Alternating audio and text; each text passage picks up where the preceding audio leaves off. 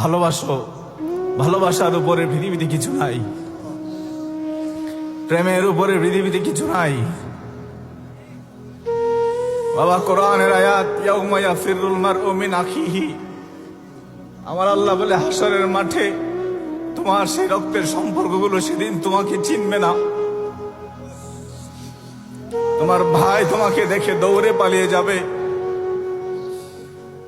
তোমার বাবা তোমাকে দেখে দৌড়ে পালিয়ে যাবে, তোমার সন্তান তোমাকে দেখে দৌড়িয়ে পালিয়ে যাবে, তোমার স্ত্রী তোমাকে দেখে দৌড়িয়ে পালিয়ে যাবে, তোমার দুঃখিনী মা তোমাকে দেখে দৌড়িয়ে পালিয়ে যাবে।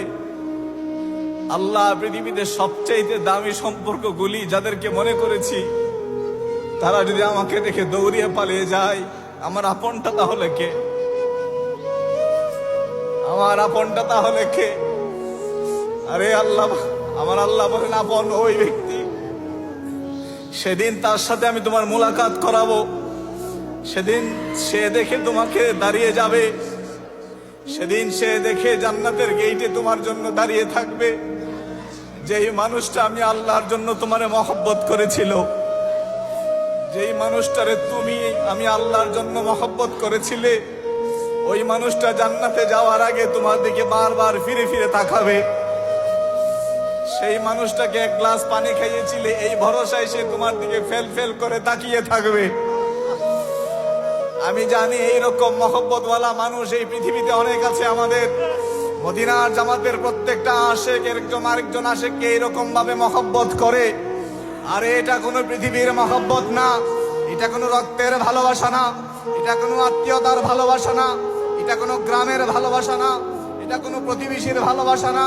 এই ভালোবাসা আল্লাহর ভালোবাসা, এটা আল্লাহর মহব্বত, এটা আল্লাহর নূরের মহব্বত। এই মহব্বত এই মদিনার জামাতের বাগে মদিনার এই মাঠের এই আশেক গুলার সিনার ভিতরে জল জল করে জ্বলছে, আমি এখান থেকে দেখতে পাচ্ছি। আরে আরে রক্তের সম্পর্ক সরে যাবে যেই দিন সাদা কাপড় পরবো, যেই দিন সাদা কাপড় পরে জমিনের নিচে চলে যাব, রক্তের সম্পর্কগুলি মরে যাবে। এইরকম প্রেমিক গুলো থাকবে, এইরকম প্রেমিক গুলি জান্নাতের যাওয়া পর্যন্ত প্রেমিকেরা যাবে না, প্রেমিকেরা যাবে না, যাবে না, যাবে না।